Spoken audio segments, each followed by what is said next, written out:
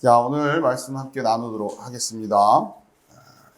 일단 로마서 1장 28절.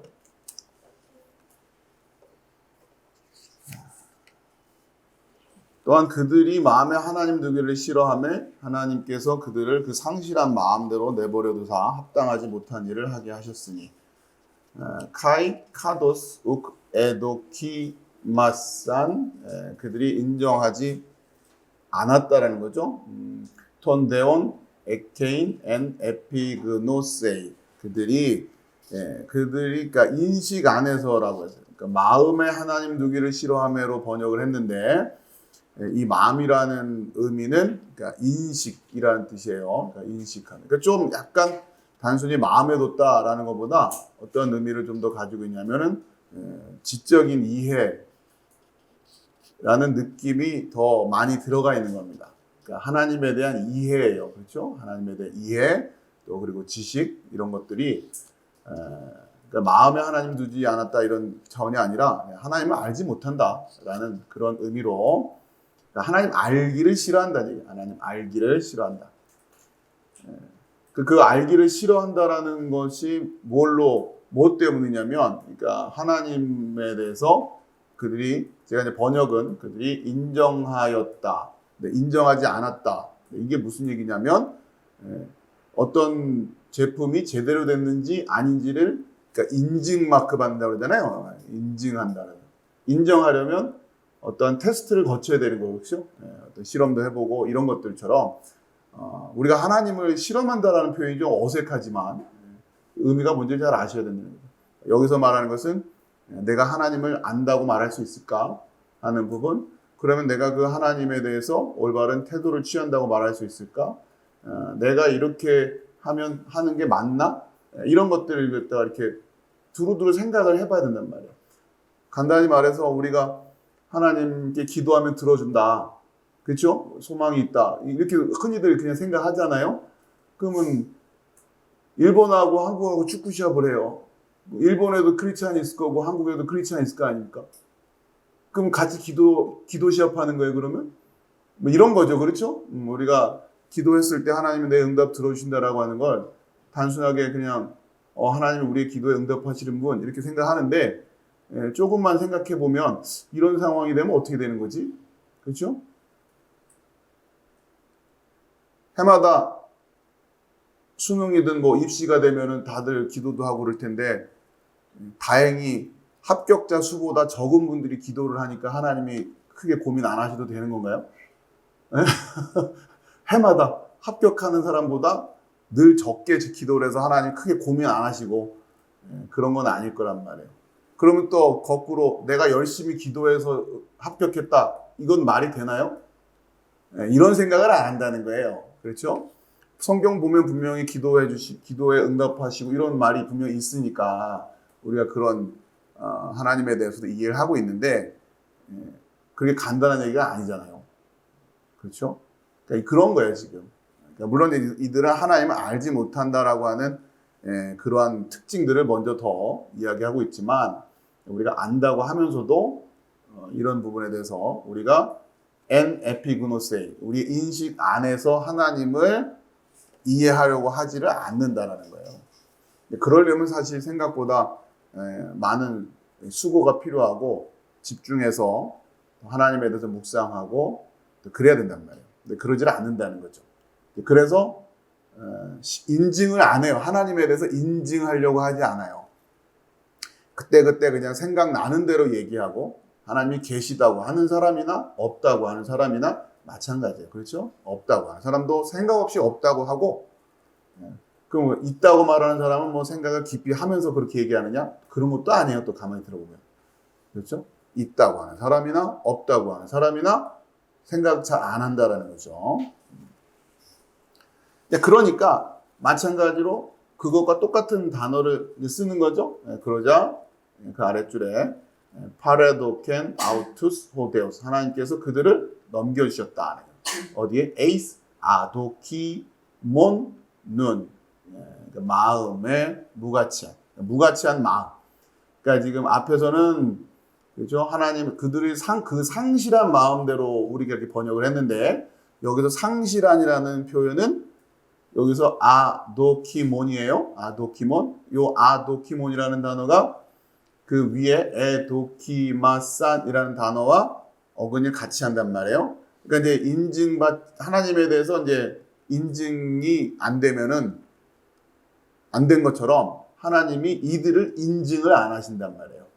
그렇죠? 그러니까 하나님한테 이렇게 인증을 받아야 되는데 인증을 못 받는 상태로 되고. 그러니까 그것을 상실한 마음 이렇게 번역을 했는데 의미를 여러분이 잘 이해하시란 말이죠. 그러니까 하나님한테 합격 도장을 못 받은 상태로 그냥 놔둬버리신다는 얘기예요. 그렇죠? 그러니까 여기서 상실한 마음이란 단어는 조금 더 이제 마음이라는 의미하고 연결해서 이해해도 크게 틀린 건 아닌데 정확한 단어는 아니지만 우선은 그래도 마음에 좀 가까운 단어. 우리가 생각하는 건 마음이에요. 오늘은 마음이 좀 그렇네. 마음이 좀 허전하네. 그런 느낌의 마음하고는 달라요. 여기서 말하는 마음은. 아무튼 그들이 마음에 하나님 두기를 싫어함에라는 그 마음과 상실한 마음대로 해서 우리말은 똑같이 마음으로 해놨는데 이게 다른 거예요. 알겠죠? 그들이 마음에 하나님 두기를 싫어함에 요 마음은 어느 측면이 더 강한 거냐면 이해하고 인식하고 그렇죠? 조금은 더 논리적이고 이성적인 생각도 좀 해야 되고 실험을 하려면 그렇잖아요. 맞는지 틀리는지 어떤 원칙을 갖다 놓고 똑같은 환경에다 놓고 이렇게 테스트를 해봐야 되는 거 아닙니까? 그런 것처럼 하나님에 대한 우리의 이해가 상황에 무관하게 진리로 서 있지 않다고 하면 그거는 올바른 이해가 아니잖아요. 그런 생각 잘 안 한다는 건 아까 말씀드린 대로 기도에 응답하신다라고 하는데 물론 기도에 응답하시는 분이라고 성경이 우리에게 가르쳐주고 있어요. 근데 그 의미를 우리가 어떻게 이해하고 있느냐라고 하는 건 다르다는 말이에요. 그렇죠? 이런 부분들 그걸 잘 이해하시고 그 다음에 그들을 그 상실한 마음대로라고 할 때 이 마음 이게 눈이에요. 눈. 여기서 그 상실한 마음이라고 하는 것은 그러니까 이제 아까 앞쪽에 말한 그 인식보다 조금 더 포괄적인 느낌이라고 생각하시면 됩니다. 그러니까 이제 그 전체적인 것들을 이해하고 아우르는 그런 느낌으로 이해하시면 돼요. 그러니까 아무튼 뭔지 모르지만 이들이 막연하게나마 하나님이 안 계시다라고 그냥 그렇게 막연하게나마 생각하고 있는 그런 상태라고 생각하시면 됩니다. 믿는 사람도 크게 다르지 않은 게 문제라는 거예요. 막연하게나마 그냥 계시지라고 하는 그런 거. 근데 조금씩 이제 구체적으로 질문하고 그게 이제 인정하기 위해서 그렇죠. 인정하기 위해서 우리가 하나씩 좀 체계적으로 물어보다 보면 뭐 금방 들통이 나요. 그걸 이제 그 마음을 이해합니다. 그걸 이제 마음이다. 이렇게 지금 상태는 그 정도로 이해하시면 됩니다. 우선 포이 에인 타메 카데콘타 그래서 합당하지 못한 일을 하는 걸로. 그러니까 이들이 우리 성경식으로 하면 상실한 마음 상태라고 하는 것을 뭐로 확인할 거냐? 그렇죠? 상실한 마음의 상태라고 하는 걸 뭘로 확인할 거냐? 그들이 뭘 행한다? 합당하지 못한 일을 행하고 있다라고 하는 거죠. 아시겠죠? 합당하지 못한 일들을 행하는 걸 보고 있으면 그들의 마음이 상실한 상태다라고 하는 거예요. 무가치 아니에요, 무가치. 정확히 말하면 에이스 아도키몬 눈. 이 상태인 것을 알 수 있다. 자, 그런데 29절이에요. 그러니까 그 구체적인 내용들은 이거는 이제 우리 성경으로만 이해하고 넘어가죠. 단어만 다 연결되고 있으니까 크게 어려운 건 없어요. 곧 모든 불의, 추악, 탐욕, 악의가 가득한 자요, 시기, 살인, 분쟁, 사기, 악독이 가득한 자요, 수군수군하는 자요, 30절 비방하는 자요, 하나님께서 미워하시는 자요, 능욕하는 자요, 교만한 자요, 자랑하는 자요, 악을 도모하는 자요, 부모를 거역하는 자요, 우매한 자요, 배약하는 자요, 무정한 자요, 무자비한 자라. 이러한 일을 행한다는 얘기예요. 아시겠죠? 이러한 일들을 행한다. 그거 보면 알 수 있다. 그들의 마음이 그렇게 하나님으로부터 인정받지 못한 그런 마음의 상태. 상실한 마음대로 라고 번역된 그 부분, 아도키몬눈이라고 하는. 이걸 보면 알 수 있다라고 하는 거예요. 자, 그런데 이게 또 간단지 않은 이유가 뭐냐면 31절입니다. 32절이요. 우선은 헬라를 읽어보면 호이티네스 토 디카이오마 투 데우 에피그논테스 호티 호이타 토이 아우타 프라손테스 그죠? 악시오이 다나투 에스틴 우 모논 아우타 포이우신 알라카이 순 에우도쿠신 토이스 프라수신 그죠? 읽는 연습을 여러분들 각자 또 하시고 자, 하나씩 볼게요. 32절부터. 자, 근데 이제 이렇게 하나님은 이제 합당하지 않은 일을 행합니다. 자, 그런데 문제는 뭐냐? 호이티네스. 이거는 이제 그들이 관계대명사라고 생각하시면 돼요. 이들이 이제 뭐냐면 앞에서 그 합당하지 않은 일을 행하는 자들 어떤 자들이냐면 토 니카이오마 요구 투 데우 하나님의 요구 그러니까 하나님의 요청 그러니까 하나님이 그 요구하는 내용이 있는 거예요. 에피그논테스 알았는데 호티 호이타 토이아우타 프라손테스 똑같은 것들을 하고 있다. 악시오이 다나투 에스틴 그러니까 하나님의 요구를 알아서 이러한 거를 그러니까 무슨 얘기냐면 앞에 설명한 거 몇 절입니까? 29절부터 31절까지 불의, 추악, 탐욕 여기 쭉 해가지고 우매하고 배악하고 무정하고 무자비함 이 보세요. 자 이거 이렇게 살아도 된다고 하는 사람이 어디 있어요, 세상에? 이해되시죠? 이렇게 살아도 된다고 말하는 사람은 없어요. 한 명도. 자 그런데 그렇지 않겠어요? 불의, 추악, 탐욕 이렇게 그러니까 정신 나간 사람, 사이코패스 같은 사람들이 아니고서야 이렇게 살아도 된다고 말하는 사람이 어디 있겠습니까? 그렇죠? 자, 그런데 그 말은 뭐냐면 그러니까 이들이 이렇게 살면 이거는 안 돼. 이거는 사형이다. 해당된다고 하는 것을 안단 말이에요. 그러니까 이 로마서는 하나님께서 정하심을 알고도라고 해요. 이상하네. 이들은 하나님을 모르는 사람들인데, 그렇죠? 하나님 모르는 사람들이라고 했는데 왜 여기서는 하나님께서 정하심을 알고도라고 했을까? 그러니까 지금 이들은 하나님을 모르지만 이것은 이렇게 살면 안 돼. 이렇게 살면 이런 사람들은 다 사형이야. 이렇게 한단 말이에요. 그러니까 지금 로마서는 하나님께서 그렇게 정하신 것을 이들도 안다라고 하는 얘기예요. 생각을 잘 안 하는 거죠. 왜? 그러니까 이게 하나님께서 정하신 건데 이러한 생각들을 하면서 이런 생각이 어디서부터 왔는지 왜 이러한 자들을 이렇게 살면은 사형에 해당된다고 얘기해야 될지 그 근거에 대한 것들은 거기까지는 가보질 않는 거예요. 그냥 또 막연하게 이렇게 하면 안 되지 그러고 있는 거죠. 왜 그럴까?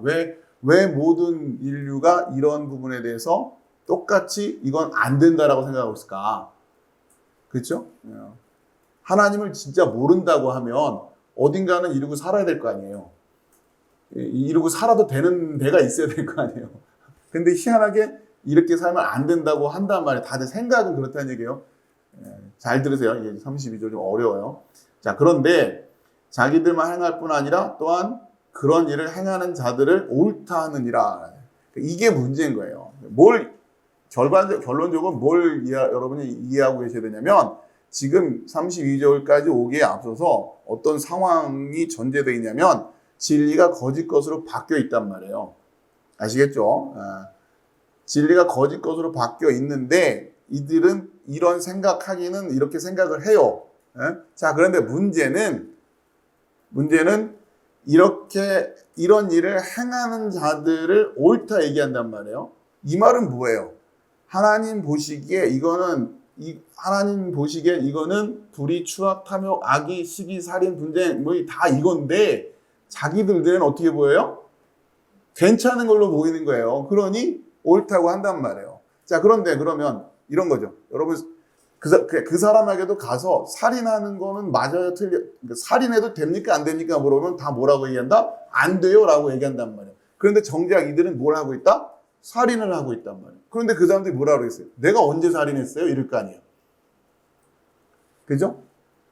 예, 그런 상황이에요. 불의, 예, 분쟁, 뭐 사기, 악독 이런 건 이렇게 살면 안 돼요. 이렇게 얘기를 하면 이건 당연히 막 그렇죠. 그렇게 살면 안 되죠. 그런데 문제는 이들도 그렇게 살면서 정작 그렇게 살면서 자기가 그렇게 살고 있는지를 모르기 때문에 어떤 상황이 생겨요? 자기들만 행할 뿐 아니라 그런 일을 행하는 자들을 옳다고 한단 말이에요. 그러니까 자기들 눈에는 이게 안 보이는 거죠. 이게 지금 딜레마예요. 32절 와서는.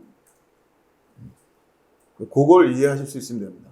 그러니까 앞쪽에서 쭉 오늘 또 다시 정리를 하겠지만 우선 쭉 이게 좀 논리가 이어져 오는데 32절 와서 여러분들 다시 좀 정돈을 하고 가셔야 되는데, 자, 그런데 32절 와가지고 여러분의 머릿속에 남아있어야 돼. 그걸 가지고 이제 32절 그 다음으로 넘어가야 된단 말이에요. 2장으로 넘어가야 되는데, 이거 제가 다른 거. 그러기에 앞서서 여러분들이 우선은 정리를 하고 계셔야 될 게 뭐냐면 32절까지 와서 뭘 생각하고 있어라? 이렇게 모여서 하나님께서 사형에 해당된다고 하심을 알고도 자기들이 그렇게 행하고 있으면서도 그걸 모르고, 그리고는 심지어는 그렇게 똑같이 하는 사람들을 옳다고 말하는 사람들이 있단 말이에요. 이러한 무리들, 이 공동체, 이 사람들을 여러분들이 머릿속에 딱 기억을 하고 로마서 2장으로 넘어가셔야 되는 거예요. 아시겠죠? 그러니까 하나님께서 사형에 해당된다라고 말씀하셨음을 알아요, 이들도. 이건 하나님을 안다는 얘기랑은 조금 달라요. 아시겠죠? 왜? 이들도 이건 안 된다라고 얘기할 테니까. 그렇죠? 요 단어만 들으면 그렇잖아요. 살인하면 안 된다. 시기하면 안 된다. 부모에게 거역하면 안 된다. 이런 얘기들 다 할 거 아닙니까? 그런데 정작 자기들도 그렇게 하고 있으면서, 근데 하고 있으면서 이렇게 행하는 자들도 옳다라고 이야기를 하고 있다라는 얘기예요. 자, 그런 무리들이 있다라고, 그 공동체들이 있다는 얘기예요. 자, 그러니까 여러분이 이제 성경을 이제 1장, 그러니까 창세기부터 마지막까지 읽어 나가시는데 여러분들이 이제 어떤 감각을 가지고 읽어야 되느냐, 뭘 그 안에서 찾아내려고 해야 되느냐, 결국은 궁극적으로는 이거예요. 내가 요 32절에서 말하는 요 사람들인가? 그러니까 성경은 결국 그 얘기를 하는 거예요. 전부 다. 처음부터 끝까지 그 얘기입니다. 그래서 도대체 이 사람들과 그렇지 않은 사람들은 어떻게 차이가 나는 것일까? 결국 그 얘기를 하고 있는 것이다. 그런 맥락에서 성경을 보시려고 해야 된다라고 하는 거예요. 우선은 32절. 물론 여러분이 어느 부분에서 예민한 부분이 있죠. 예민하게 잘 받아들이는 부분이 있어요. 이 중에서 이런 부분은 내 안에 이런 마음이 일어났을 때 여러분이 그래도 빨리 알아보는 게 있지만 어느 부분은 둔감하다. 마찬가지다. 이 전체가 다 둔감하면 얼마나 심각하겠습니까?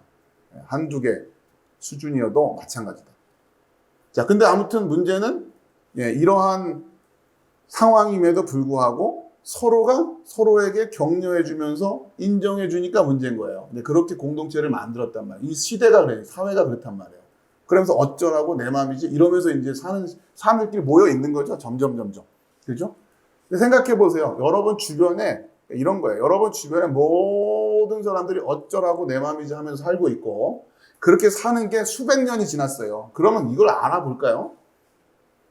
이게 문제구나라는 걸 못 알아본단 말이에요. 이게 우리의 그러니까 지금 인간이 이렇게 인류가 그렇게 살아온 거예요. 이렇게도 오랜 시간 동안. 그러니까 이게 문제인데 많은 사람들이 공감해주고 또 그 공감했던 시간들이 오래 흘러가면 하나님의 기준과는 관계없이 어떤 상황들이 생깁니까? 이게 그냥 기준이 되고 진리인 줄 아는 그런 상황이 돼버린단 말이에요. 그렇죠? 자, 잘 이해하시고 다시 32절에 그들이 이 같은 일을 행하는 자는 사형에 해당한다고 하나 하나님께서 정하심을 알고도 자기들만 행할 뿐 아니라 또한 그런 일을 행하는 자들을 옳다 하느니라 라고 이렇게 모여있는 요 공동체, 요 무리들.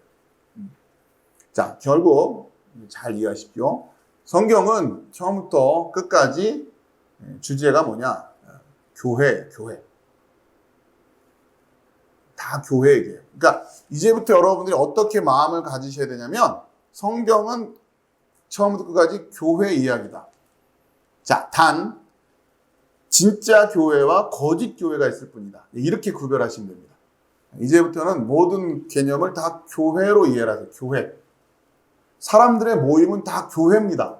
아시겠어요?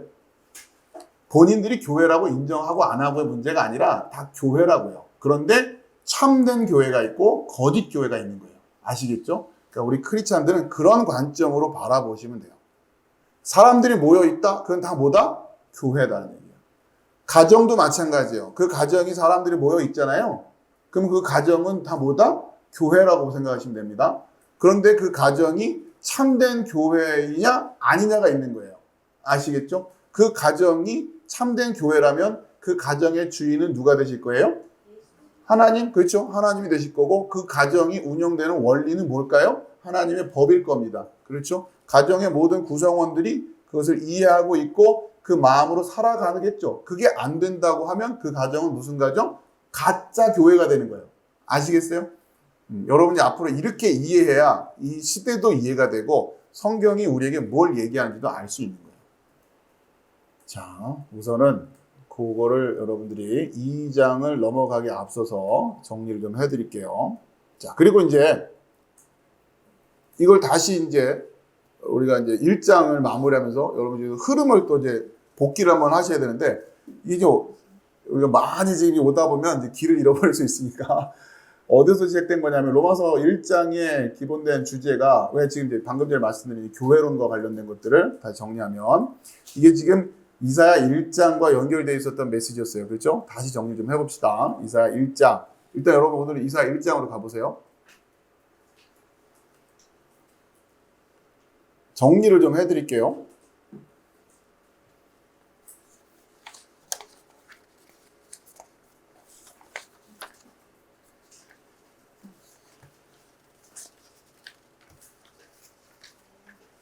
네. 우리가 이제 로마서 시작하면서 중반부에서 1장 중반부에서 이사야의 구조와 로마서의 구조를 이제 우리가 같이 놓고 보면서 시작을 했죠. 자, 이제 정리를 좀 해드리면 이제 다시 리마인드를 해드린 겁니다. 복습 차원에서 이사야 1장의 이제 기본적인 단락을 좀 우리가 이해했어요. 첫 번째 이사야 1장 2절에서부터 9절까지가 그러니까 하나님의 명령과 관련된 들어라, 그렇죠? 들어라. 2장 1절 하늘이여 들으라 땅이여 귀를 기울이라. 자, 이게 어떤 의미였냐면 지금의 어떤 상황인가, 그렇죠? 그걸 이제 볼 수 있는 하나님의 평가와 진단입니다. 자, 이렇게 이해하시면 됩니다. 아까 우리가 로마서 1장 32절 그 앞쪽에서 그 죄악된 그러나 그것을 죄라고 말하면서 그렇게 하면 안 된다고 말하면서 자기들도 그렇게 행하고 있고 그렇게 행하는 자들을 옳다라고 얘기하는 그 무리들, 그러니까 한마디로 말하면 거짓 교회, 아시겠죠? 거짓 교회. 그 안에 들어가 있으면 안 보여요. 왜? 다들 그게 맞다고 하고 있으니까. 그렇죠? 그리고 그 거짓 교회의 가장 출발점은 여러분 마음이에요. 여러분 마음 안에서 여러분이 못 보고 있는 부분들이 있단 말이에요. 왜? 아까 말씀드렸처럼 이거는 교만한 게 아니라니까요. 이건 분명히 내 잘못이 아니라니까요. 그러면서 내가 안 보는 나의 모습이 있다고요. 인정 안 하는 나의 모습이 있다고요. 그러니까 본인은 절대로 깨달을 수가 없어요. 왜? 거짓된 교회 안에 들어와 있기 때문에. 내 마음도 마찬가지예요. 내 마음의 어떤 특정 부분은 거짓된 교회에 발을 걸쳐놓고 있을 수 있단 말이에요. 그러면 그 부분만큼은 못 보는 거예요. 그죠? 끝까지 내 문제가 내가 잘못한 게 아닌 거죠. 그죠? 자, 이 상황을 해결할 수 있는 유일한 방법은 하나님이 가르쳐 주시는 방법밖에 없단 말이에요. 자, 근데 또 이 딜레마죠. 안 들으니까. 이 문제를 이제 어떻게 해결할 거냐. 우리 쪽에서는 방법 없어요. 근데 하나님은 하시는 거예요. 하나님은 들게끔 하실 수가 있는 분이에요. 그게 우리가 구원의 감격에 대한 이해입니다. 여러분이 똑똑해서 알아들은 게 아니란 말이에요. 전에도 한번 비슷한 주제로 말씀드렸죠. 하나님의 인식 가능성이라는 주제였어요. 우리는 하나님을 인식할 수 있는 능력이 없어요. 그러나 하나님은 우리에게 하나님을 알려주실 수 있는 능력이 있어요. 우리가 하나님을 알았다면 우리의 능력으로 안 게 아니에요. 하나님의 능력으로 알려주신 거예요. 아시겠죠? 그게 하나님의 능력입니다. 마찬가지로 우리는 알아들을 방법이 없어요. 우리가 알아들은 게 아니에요. 하나님이 우리를 알아듣게 만들어주신 거지. 그렇기 때문에 은혜인 겁니다. 또 그 은혜를 깨달은 자들로서의 또 책임도 있는 것이고. 그렇죠? 그러니 얼마나 감사해요. 그냥 내버려 두셔도 되는데, 그렇죠? 내버려 두셔도 되는데 왜 나를 부르셨지? 왜 나는 알아듣게 하셨지? 다 못 알아듣고 있는데 거기에 내가 내세울 수 있는 근거가 아무것도 없단 말이에요. 내가 잘했다고 할 수 있는 유일한. 이게 너무 감격이고 감사라면, 진짜 그게 감격이 된다면 이제 그 마음을 가지고 뭘 해라? 하나님을 영광해라. 그렇죠? 여러분 그런 얘기들 많이 하잖아요. 일반적으로 보다 보면 정말 어려운 상황 속에서 재기에 성공한 분이라든가 불치병에 걸렸다가 다시 살아나신 분들, 이런 분들 다시 얻은 인생이라고 그러잖아요.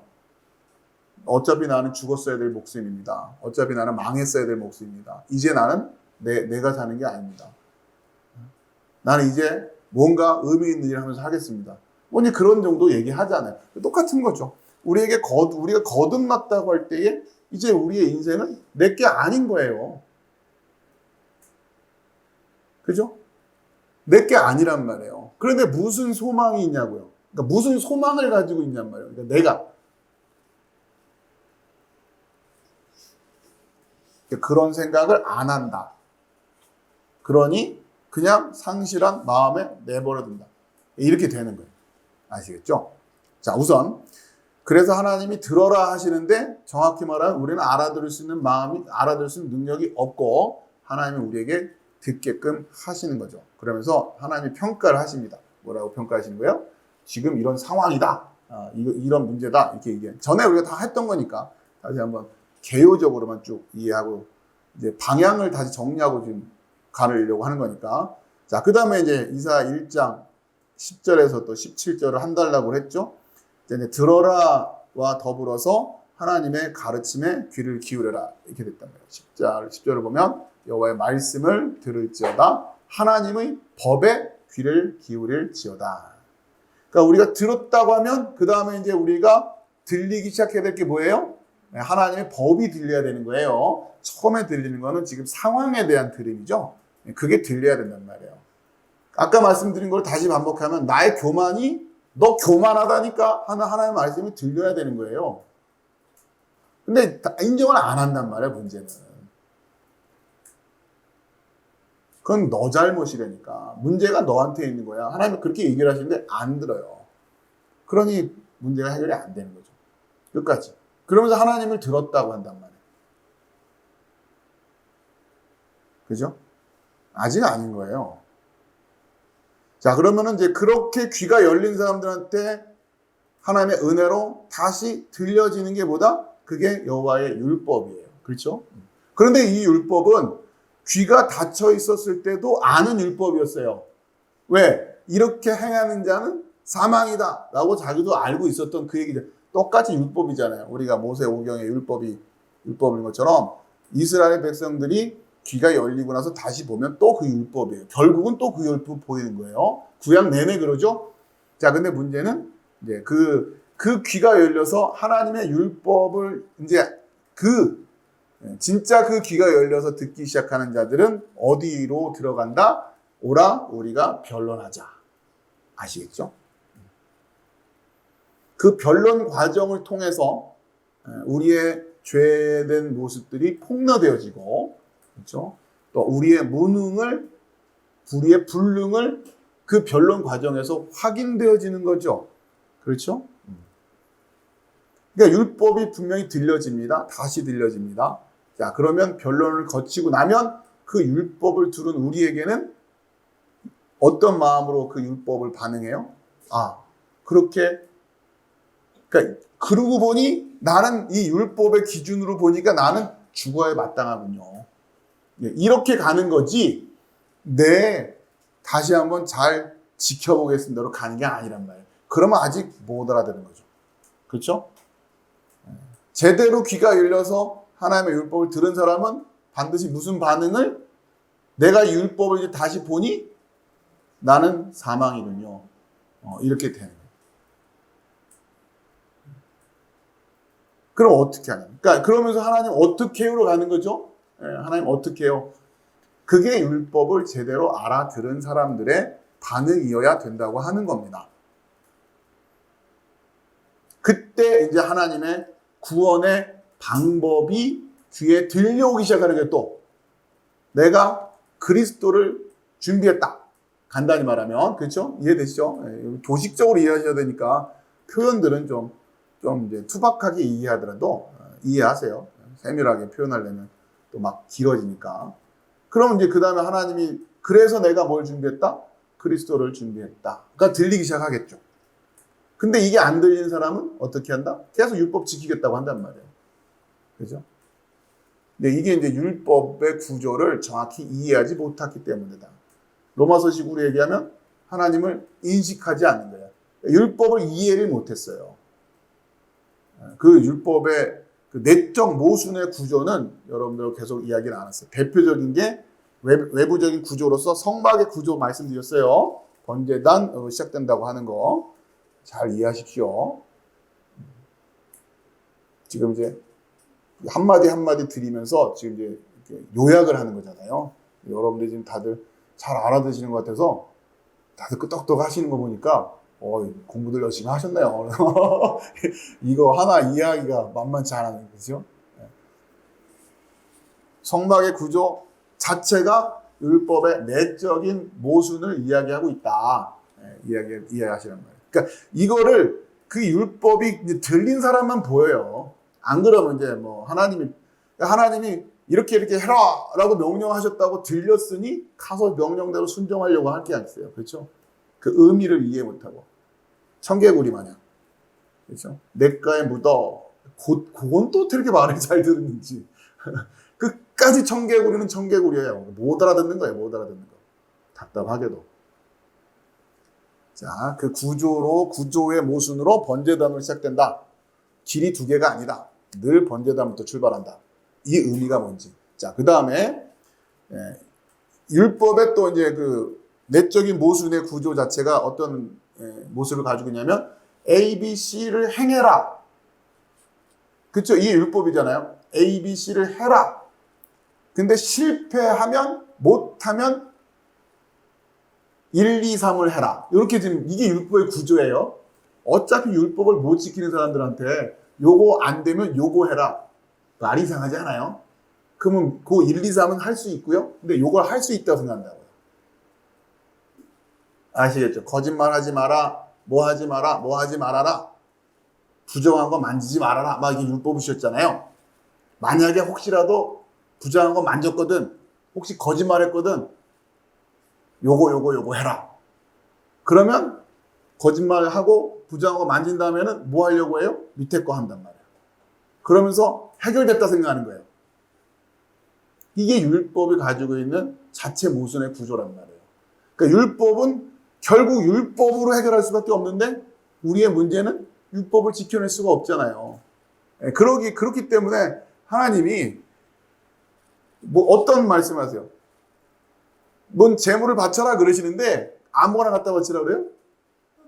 흠없는, 그렇죠? 단서를 주셨어요. 흠없는.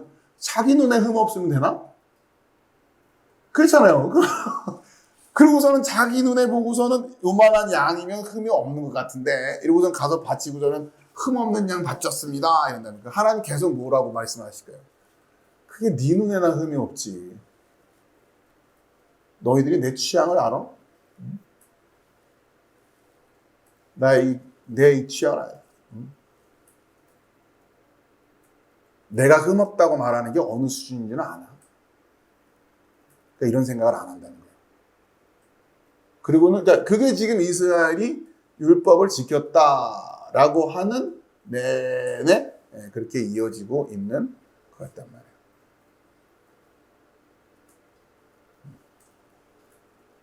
자, 그러니 그 이후 단계에 대한 하나님의 말씀을 못 듣는 거죠. 자, 그런데 이제 이사야에서 1장에서 이제 이와서 변론하자 할 때에 이 변론을 통해서 그러니까 이 변론이라는 용어가 쓰였다고 하는 것이 아까 그 인식이라는 단어와 연결을 좀 하세요. 변론이라고 하는 것은 무턱대고 믿어라가 아니라 지금 하나님께서 조목조목 따지시고 계시는 거잖아요. 그렇죠? 그러면서 그 하나님의 논리에 우리가 승복할 수밖에 없어야 된단 말이에요. 그럼 이제 결국은 졌다 해야 된단 말이에요. 그렇죠? 변론을 한다고 하면. 그렇죠? 변론을.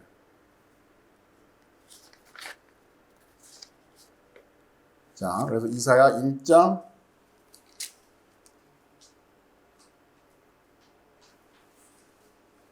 18절이었죠. 여호와께서 말씀하실 때 오라 우리가 서로 변론하자. 너희의 죄가 주홍 같을지라도 눈과 같이 휘어질 것이요 진홍같이 붉을지라도 양털같이 희게 되리라.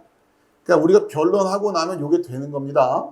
그러니까 아까 우리가 율법 받아들고 어떻게 하나님 이 율법대로라면 나는 죽어야 되네요. 이렇게 고백한 자들만 이제 하나님이 어느 자리로 초청을 하세요? 변론하자. 그렇죠? 변론하자로 가는 거죠. 물론 변론 결과 그 과정, 그 안에서, 그러니까 이렇게 단계로 딱딱 구별할 수는 없잖아요. 네. 이것이 우리 안에 이제 우리의 그 심령 가운데 이러한 일들이 벌어지는 거죠. 그러면서 그 변론을 통해서 우리가 뭘 고백할 수밖에 없는 거예요? 율법을 통해서는 내가 죽을 수밖에 없구나. 죽어 마땅하구나. 왜? 율법 무시하면 안 됩니다. 여러분 지금, 여러분 뭐, 이제는 예수님이 오셨으니까 율법은 우리에게 의미가 없어요. 율법 안 쳐다본다. 그렇게 생각하면 또 안 된단 말이에요. 우리 여전히 오늘 시대도 율법으로 봐야 돼요. 근데 율법의 기준으로 보니까 내가 안 되잖아요. 그렇죠? 그걸 볼 줄 알아야죠. 그래서 오라 우리가 서로 변론하자. 그리고 변론을 하고 나면 뭐가 가능해지는 거냐면 너희의 죄가 주홍 같을지라도. 우리는 지금 계속 하나님 앞에서 하나님 이 율법 기준이라면 전 죽어야 됩니다. 저는 죄입니다. 이렇게 얘기할 수밖에 없는 거 아니에요. 근데 하나님이 변론이 끝나고 나면 뭐가 예비되어 있어요? 너희의 죄가 주홍 같을지라도 눈과 같이 휘어질 것이요. 이렇게 얘기하신단 말이에요. 도대체 뭐가 준비가 돼 있길래 그걸 이제 볼 줄 알아야 되는 거예요. 근데 변론을 안 한단 말이에요. 변론이 끝나질 않아요. 계속 있습니다 이러는 거죠. 요즘 법정 드라마들이 계속 뭐 인기인데 제가 다음 변론 기일에 증거를 제출하겠습니다. 계속 변론 기일 연기 신청하고 계속 하나님하고 계속 변론하잖아요. 항복을 안 하네요. 졌습니다. 이게. 끝까지 그런 모습인 겁니다. 아까 제가 초반에 말씀드렸던 내가 못 보고 있는 나의 모습. 진리를 거짓으로 내가 바꾸어 놨는데 내 스스로가 그것을 인정 안 하려고 하는. 그러니까 그러니까 이렇게 철저하게 자기 부인과 자기 부정과 이런 것들을 거친다고 하는 게 여러분 생각처럼 쉬운 게 아니에요. 잘 찾아보세요. 여러분 한두 개 붙들고 있는 게 분명히 있을 겁니다. 아직까지도. 이거만큼은 나는 해당 안 되는 거야. 그런 게 있을 리가 없어요. 그렇죠? 그럴 수가 없는 거예요. 그러니 여러분 그거 하나하나를 찾아낼 수 있어야 된다. 그래서 이 모든 게 다 내 얘기구나 라고 보여줄 수 있어야 된다. 아무튼 찾으십시오. 분명히 있습니다. 쉽게 넘어가지 마시란 말이에요. 왜냐하면 이 말씀이 불의, 추악, 탐욕, 악의, 시기, 살인, 분쟁 뭐 이런 것들이 너무 엄청난 단어들이 막 있으니까 나하고 막 거리가 먼 것처럼 막 느껴져요. 대충 있는 거죠. 그러니까 하나하나를 잘 읽어보시고 내가 다 여기에 해당된다고 하는 그게 보이기 전까지 사실은 하나님의 말씀이 귀에 들어온 게 아니다. 그런 마음으로 읽으셔야 된다는 말이에요. 어떻게 해야 될까요? 내가 이랬네요 하는. 자, 그러면서 다시 이사야인데 그러면서 19절 여기 중요했죠? 너희가 즐겨 순종하면. 자, 이제 변론이 끝난 사람에게도 또 순종이 기다리고 있어요. 앞에도 순종해야 되고. 그러니까 율법을 잘 지키고, 그렇죠? 잘 알아듣고, 율법을 순종한다는 얘기도 그거 있잖아요. 율법을 알아듣는 두 단계가 있는. 그럼 이제부터는 우리가 뭐 해야 돼요? 너희가 즐겨 순종하면. 변론 이후에 순종이 있어요. 변론 이후에 리스닝이 있단 말이에요. 자, 그런데 중요한 거는 변론 이후에 리스닝은 이제 누가 하는 거냐면 여러분이 해야 된단 말이에요. 제가 그렇게 여러분한테 이 주제를 강조하는 이유가 그거예요.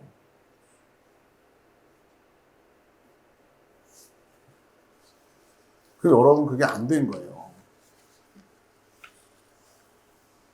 그냥 담백하게, 그러니까 단순하게 성경 공부 열심히 하세요. 이렇게 말씀을 드리는 건데, 왜냐하면 그렇게 확인하는 것이 제일 그래도 너무 방편적이지만 크게 틀린 말이 아니거든요. 여러분 스스로가 성경을 읽고 성경 안에서 하나님의 음성을 들으려고 하지 않는다면 여러분 이 단계로 온 게 아니라고요.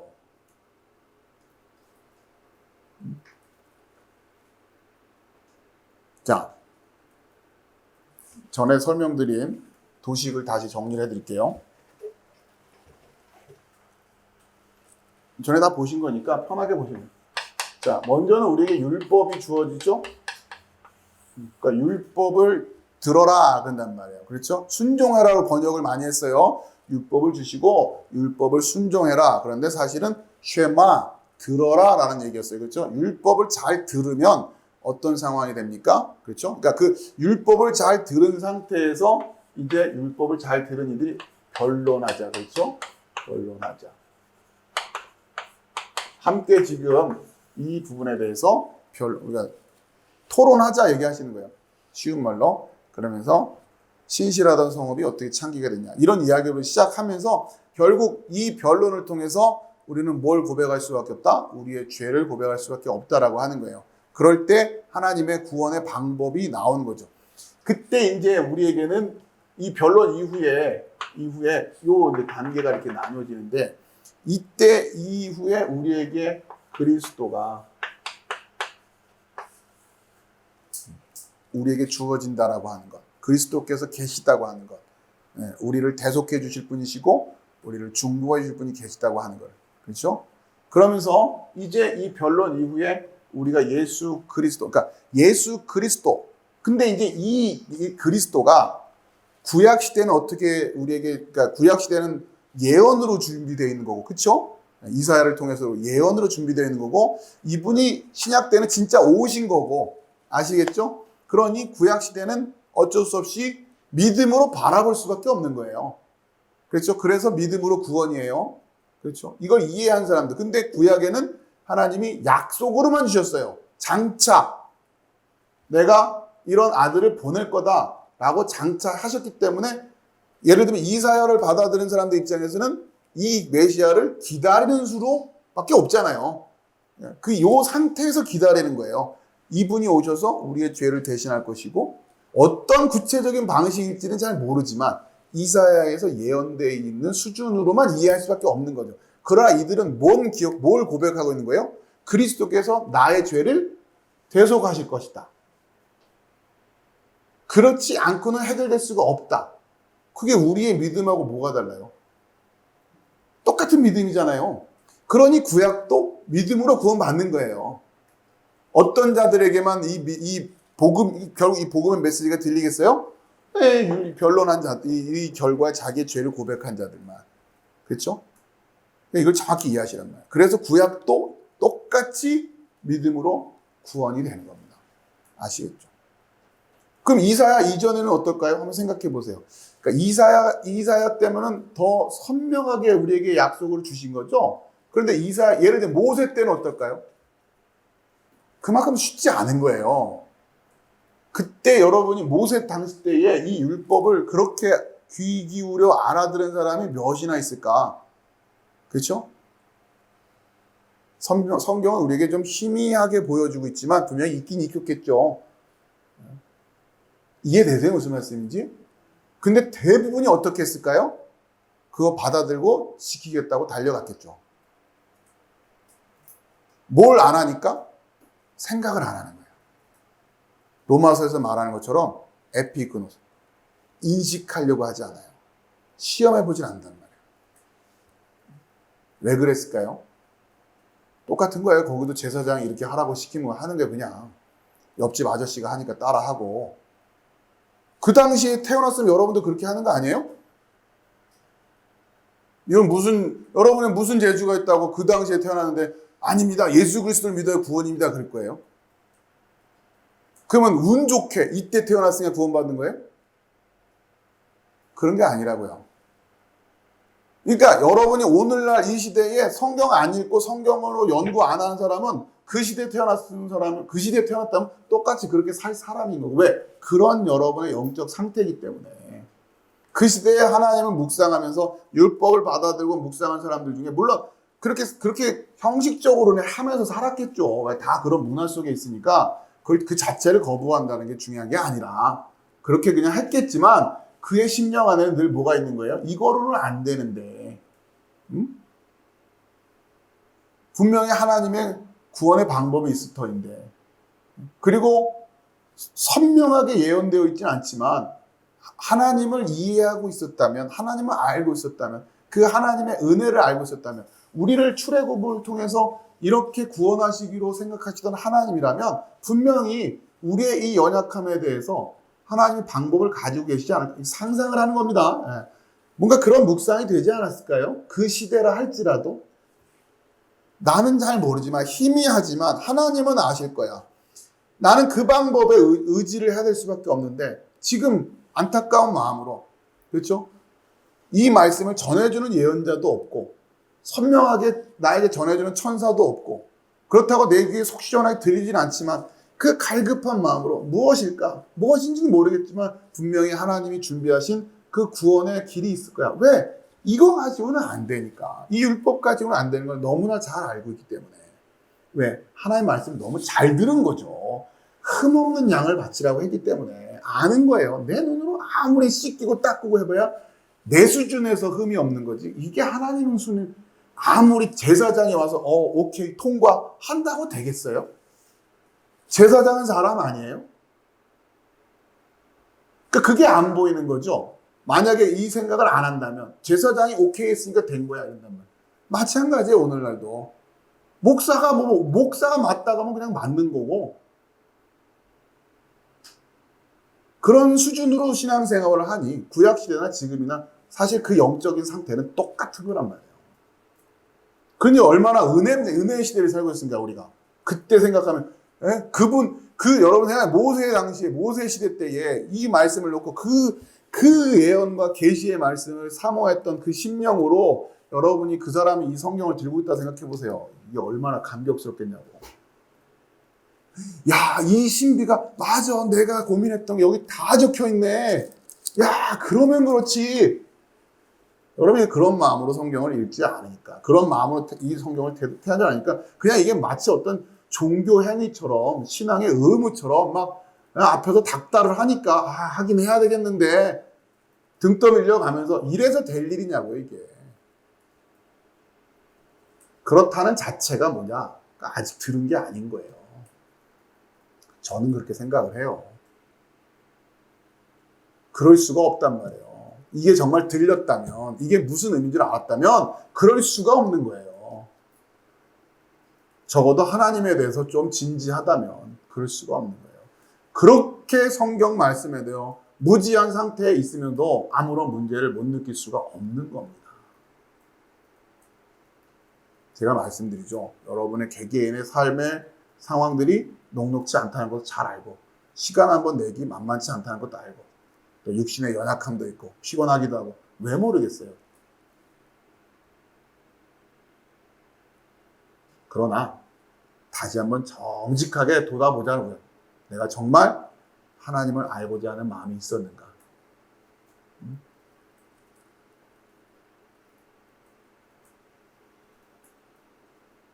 그죠?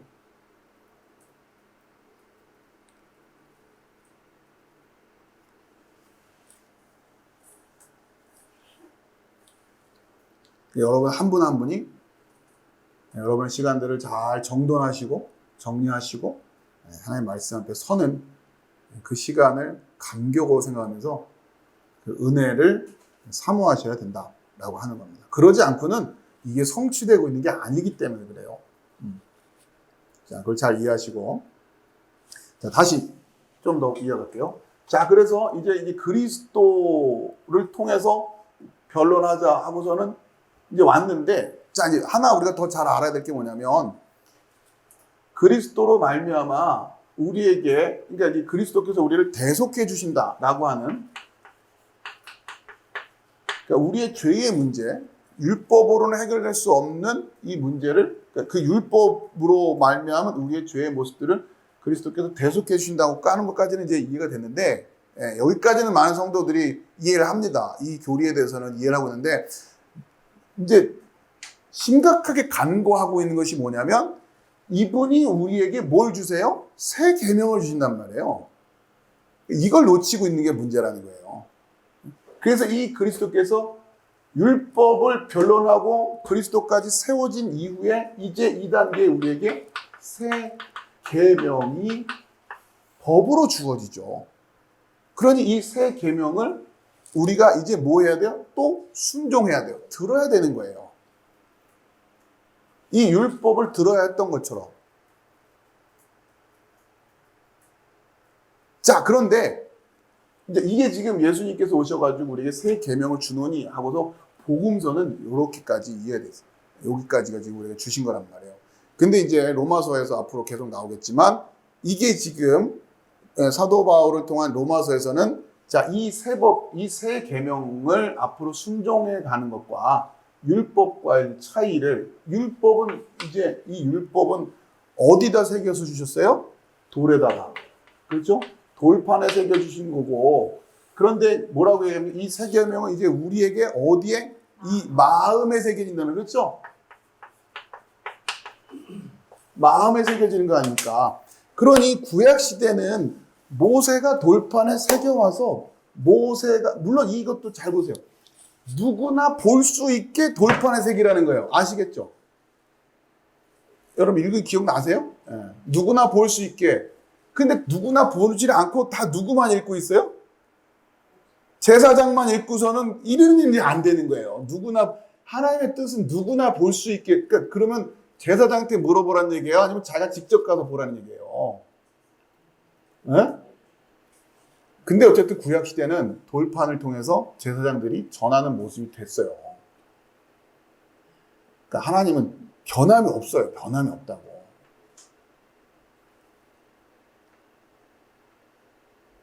자, 근데 아무튼 돌판에 주신 그 율법은 누구나 볼 수 있게 돌판에 세우라고 했는데 새겨서 주셨음에도 불구하고 결과적인 구조가 어떻게 되냐? 대제사장, 그러니까 제사장이라고 하는 그 상황을 통해 가지고 우리에게 전해지는 구조가 됐죠.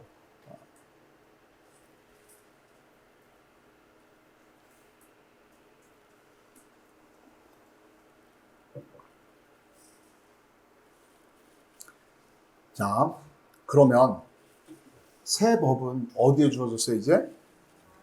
이제는 어디 핑계댈 수도 없게 마음에 주어져 있어요. 그 마음, 그러니까 그게 있죠. 그런 이름. 그 마음이 여러분, 제 마음에만 새겨진 거죠? 목사님들 마음에만 새겨져 있는 거죠? 그렇죠? 그러니까 목사님들 자기 마음에 새겨진 그 법 읽어가지고 여러분들 알려드려야 되는 거죠? 그러니까 아닐 거 아닙니까? 이제 이 법을 들으려면 여러분이 뭐 해야 돼요? 여러분의 마음을 들여다보아야 되는 거 아니에요. 여러분의 마음을 통해서 여러분 안에 내주하고 계시는 성령께서 들려주시는 그 음성을 이제 여러분이 들어야 된단 말이에요. 근데 이걸 다 목사들이 가로채고 있다는 얘기예요. 이게 얼마나 적그리스도적입니까? 이러한 구조에 대한 문제의식조차가 없잖아요. 그러면 안 된다고 하는 거예요. 성경의 말씀이 무슨 말씀이 쓰여 있느냐 하는 거를 이해하는 건 고사하고 이 구조 자체를 이해를 못하고 있으면 어떻게 해요? 싫으나 좋으나 여러분은 어디서 하나님의 법을 찾아 읽어야 돼요? 여러분의 마음에서 찾아 읽어야 되는 거예요. 물론 그 말씀은 서로 사랑일 겁니다. 그러나 여러분 아시다시피 서로 사랑하라는 그 말씀만 가지고 해결되나요? 안 되잖아요. 여러분의 상황이 하나하나가 다 다르기 때문에 여기에서 어떤 것이 서로 사랑의 모습일까라고 하는 부분은 여러분 한 분 한 분이 고민을 하고 판단을 하고 결정을 해야 되는 거 아니겠어요? 그럴 때마다 여러분 스스로가 여러분의 마음에 새겨져 있는 그 법을 듣고 그 법을 순종하는 훈련이 안 돼 있다면 여러분은 이 과정을 거치지 못한 거랑 똑같은 거예요.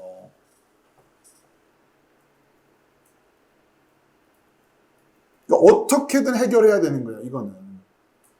그러니 여러분이 지금 매달려서 찾아내야 될 방법이 뭡니까? 어떻게 하면 성경을 통해서 내 마음에 새겨진 그 계명을 읽어낼 수 있을까? 이거 가르쳐주는 사람을 찾아야죠. 찾는다고 해도. 목사라고 하면 결국 그거 가르쳐주는 사람이 돼야 되지 않아요? 이 시대에는? 예수께서 오신 이후에 교회 지도자들이라고 하는 사람들은, 교회 장로라고 하는 사람들은 결국 이걸 할 수 있는 사람들이어야 되는 거예요. 여러분 한 분 한 분의 심령 가운데 새겨주신 그 새 계명을 순종할 수 있는 법을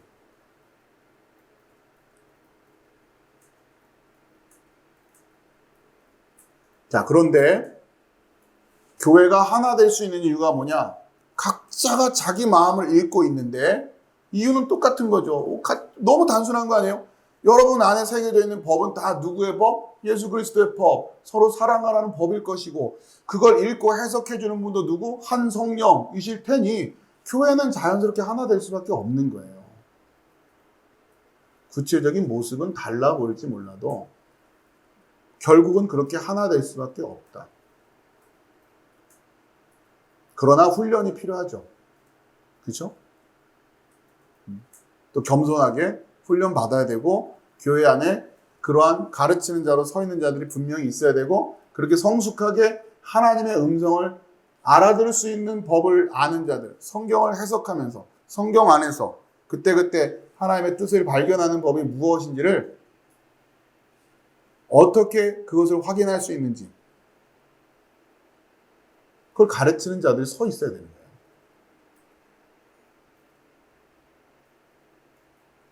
그러면서 여러분이 성령께서 여러분에게 주신 은사들이 있다고요. 특별하게 한 사람 한 사람에게 여러분 미처 몰랐을지 모르겠지만 교회를 세우라고 교회를 유익을 주라고 그것을 통해서 하나님의 덕을 드러내라고 나에게 주신 은사가 있구나. 그걸 무엇을 위해 써라? 교회를 위해 써라. 그리고 그런 은사를 여러분이 사모해야죠, 당연히. 하나님 나한테는 어떤 은사가 있을까요? 그 은사로 뭘 하려고 은사를 구한다는 거예요.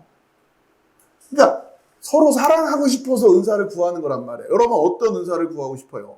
물론 여러분이 개개인이 희망하는 은사가 있을 수는 있어요. 이런 게 좀 좋아 보이니까 나는 노래 잘 부르는 사람이 좋더라. 난 노래 잘 부르는 사람이 참 부럽더라. 근데 하나님이 여러분에게 허락한 은사는 그게 아닐 수도 있겠죠. 물론 여러분이 이런 은사를 바라면서 소망하고 기도할 수도 있어요. 왜? 나는 이걸로 교회를 세워가고 싶으니까.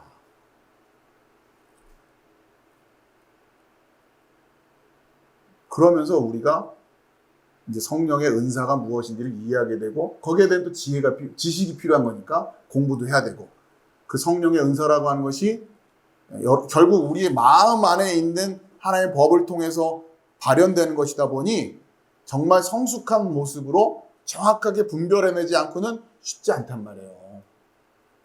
그냥 이렇게 써 있는 거면 이게 맞는지 틀린지 확인하기가 편하지만 일단 문자적인 부분이 확인이 돼 있으니까. 그러나 이 성령의 인도하심을 받는다고 하는 부분은 간단한 얘기가 아니잖아요. 그만큼 더 예민해야 되고 그만큼 잘 훈련돼 있어야 된다. 그러니까 이런 부분에 대해서 잘 관심을 갖고 있지 않으면 안 된다. 근데 그게 지금 그러니까 성경을 통해서 우리가 알아가야 되는 것들, 배워야 되는 것들, 훈련해야 되는 것들이 이런 주제다라고 하는 겁니다. 자, 그래서 이게 지금 여러분 이제 도식이지만 기억을 좀 하시라고 했어요. 이렇게 해서 이게 지금 요한계시, 그러니까 이게 이사야에 예언되어 있는 내용이에요. 이사야에 이렇게 될 것이다. 근데 이제 구체적인 부분은 없는 거죠. 그렇죠? 이 뒤는 이럴 것이다. 근데 이게 지금 예수 그리스도로 우리에게 보다 더 구체적으로 오신 거고, 이사야에서 그렇죠? 고난받는 종의 모습으로도 예언되어 있고. 근데 우리가 생각할 때 이분은 엄청나게 와 슈퍼스타일 것 같은데 그러지 않단 말이에요. 그렇죠? 사람들이 막 보기도 싫어하는 모습, 그런 흉한 모습도 있다라고 지금 우리에게 예언을 하셨단 말이에요. 근데 그걸 안 들여다보는 거죠, 또 그것도. 그런 말씀을 우리가 나눴고. 자, 그래서 새 계명과 우리에게 이 마음으로. 자, 근데 그러니까 이제 이사야는 이제 어디까지 예언되어 있냐면, 이사야는 자 보세요. 이사야 40장으로 할게요. 다시 로마서의 흐름을 이어가기 위해서 다시 정돈하는 겁니다. 이사야 40장. 너희의 하나님이 이르시되 너희는 위로하라, 내 백성을 위로하라. 자, 그러면서 약속되어 있는 게 위로예요. 위로. 너희는 예루살렘의 마음에 닿도록 말하며 그것에게 외치라. 노역의 때가 끝났고 그 죄악이 사함을 받았느니라. 그러시죠? 그 쉼이란 말이에요. 쉼. 내 백성을 위로할 거예요.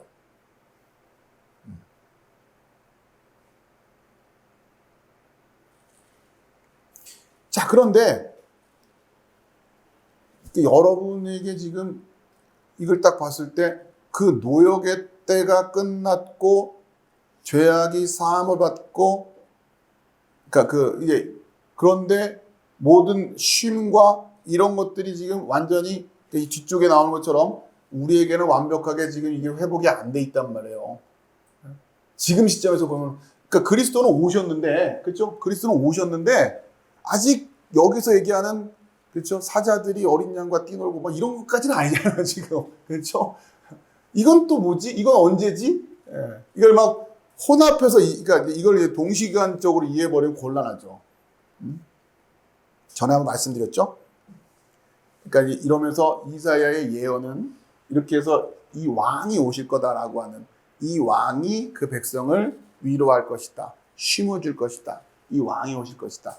라고 지금 예언이 되어 있는 거고. 자, 그런데 실제로 보면 이 왕이, 그러니까 예수님 오셨을 당시에 생각해 보세요. 왕으로 오셨는데 뭐 고난받는 종의 모습으로도 좋고 다 좋아요. 근데 어찌됐든 그러면 쉼이라고 하는 것이 해결이 돼야 되는데 해결이 안 됐단 말이에요. 그렇죠? 여전히 그들의 삶은 그대로 그 모습이었죠. 그게 뭐냐? 그러니까 그걸 지금 성경에서 찾아낼 수 있어야 된다는 거예요. 지금 우리한테는 그게 더 핵심적인 주제가 되는 거죠.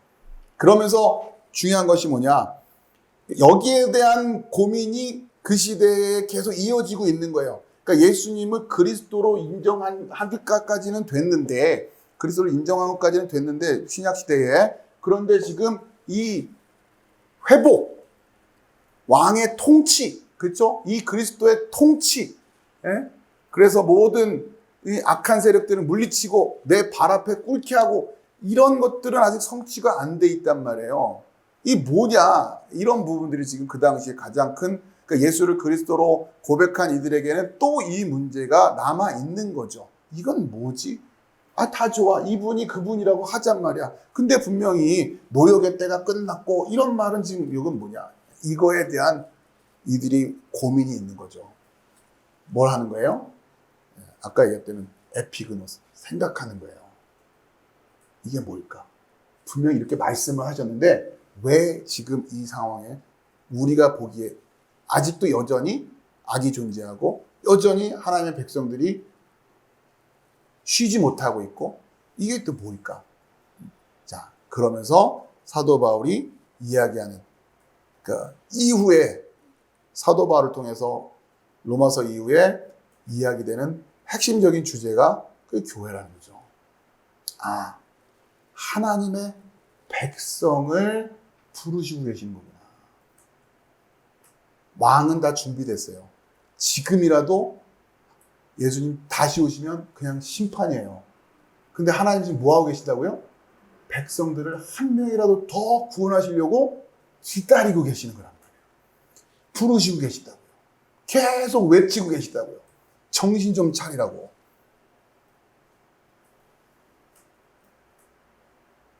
지금이라도 하나님이 됐다, 끝! 하는 순간 끝이에요. 기다리시는 거예요. 자꾸 연장을 해주신다고요. 뭐 하라고? 백성. 그러니까 백성을 만드는 시간들이다. 백성을 하나라도 더 지금 불러내시는 시간들이다. 그러니까 바울이 지금 그걸 이해하고 있는 거예요. 그렇게 이해한 거예요, 지금 이 상황을.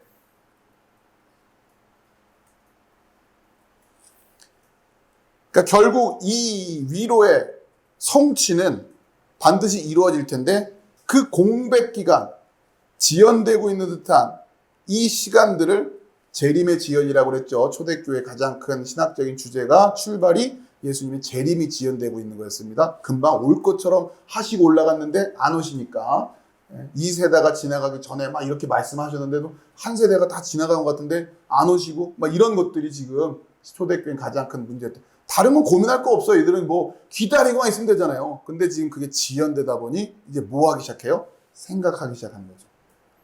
지연되지 않았다면 이들이 뭘 몰랐을까? 한 영혼이라도 더 구원하고 싶어 하시는 하나님의 마음을 몰랐겠죠. 자기는 구원받았으니까 됐나? 아버지의 마음은 지금 그게 아니었단 말이에요. 지금이라도 오시옵소서. 마라나타, 주 예수여, 어서 오시옵소서. 나는 됐는데 그럼 저 영혼은 어떨 걸까? 그러니까 내 마음은 나는 모르겠는데요. 그런데 아버지의 마음은 또 그게 아니었던 거죠. 그러니까 돌아온 탕자 첫째 아들 같은 모습이 또 우리는 있단 말이에요. 자, 아무튼 왕은 오셨어요. 그런데 그 백성이 지금 더 채워지기를 기다리고 계신다. 이 주제를 여러분이 잘 이해하셔야 된다. 그러니까 다시 이제 로마서 이후의 주제는 하나님의 백성이 되는 거예요. 누가 하나님의 백성이 될 것이냐 라고 하는. 근데 이 주제는 성경 내내 관통하고 있는 주제다라고 하는 거예요. 아시겠죠?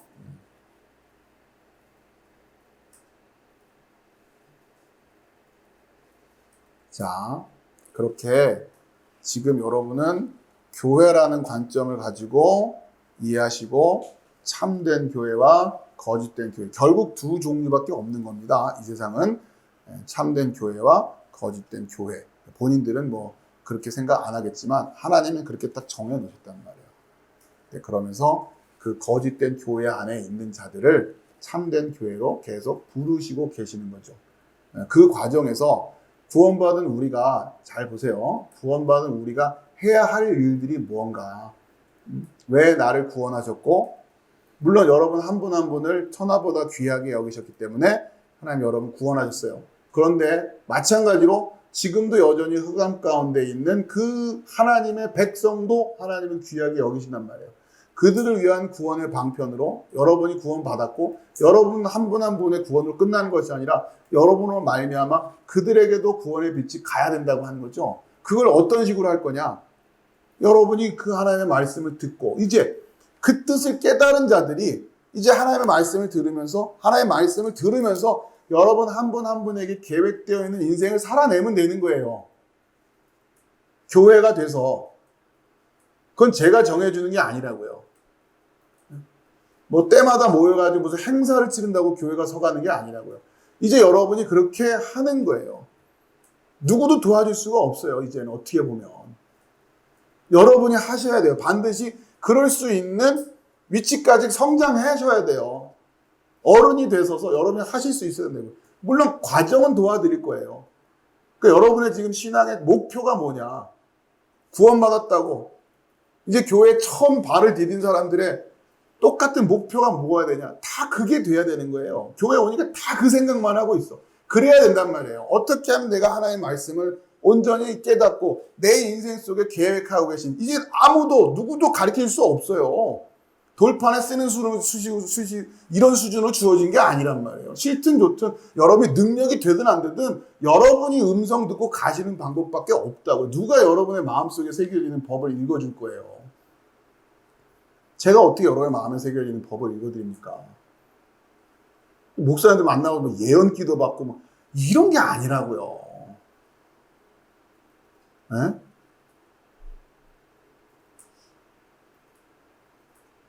그런 게 아니라.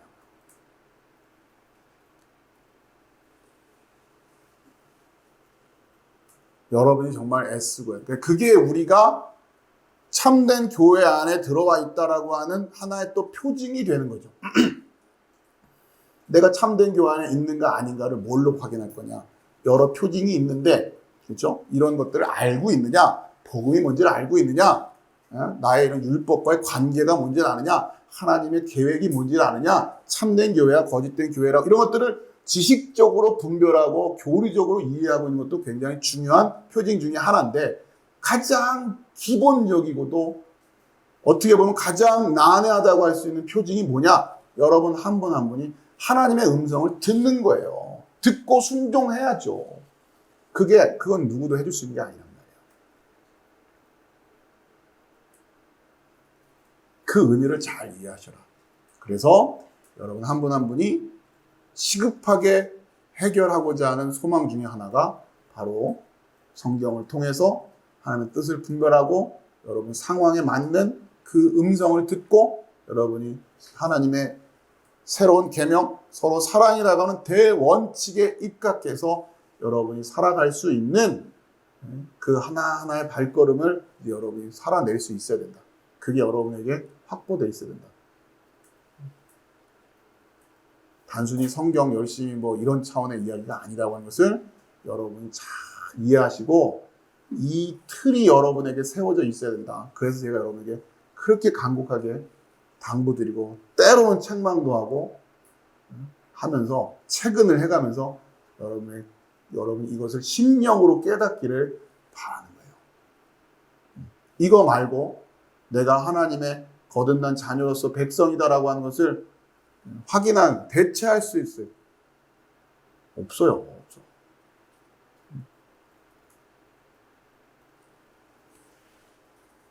자, 그렇게 이야기하면서 로마서 2장 잠깐만 보고 마무리할게요.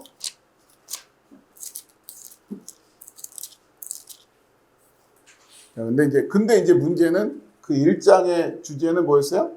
하나님의 법이라는 주제를 가지고 말하면 하나님의 법이 서 있지 않은 자들이죠. 거짓 교회란 말이에요. 자, 그런데 2장을 보면서 그러므로 남을 판단하는 사람아 누구를 막론하고 내가 핑계하지 못할 것은 남을 판단하는 것으로 내가 너를 정죄하미니 판단한 내가 같은 일을 행함이라. 이들은 지금 나는 법이 있다고 생각하는 사람들이에요. 이들은 법이 없는데 나는 법이 있어. 그렇죠? 똑같죠 우리가 이제. 우리는 이 법을 깨달았어요. 서로 사랑하는 법을 깨달았어요. 법을 알아.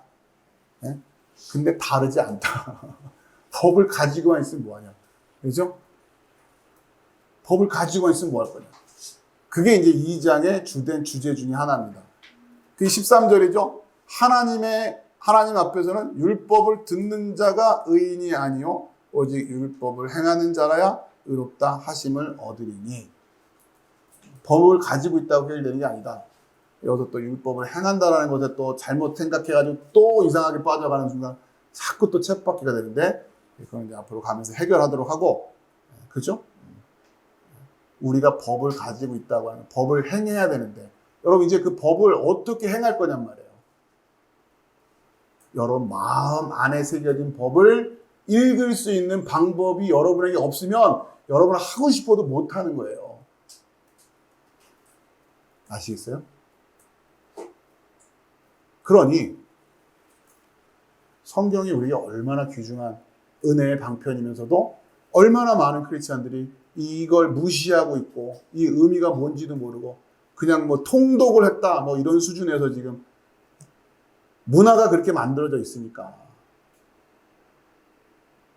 다른 것도 아니고 하나님 믿는다고 하는 사람들이 모여있는 교회에서 하나님 믿읍시다라는 말이 이렇게 매 시간 외쳐져야 하는 말이 된다는 난센스가 어디냔 말이에요.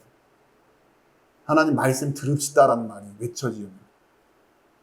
그러니 교회라는 모습은 하고 있지만 무슨 교회가 되는 거예요? 거짓 교회가 되는 거예요. 이방인들과 다를 게 하나도 없다라고 하는 거죠.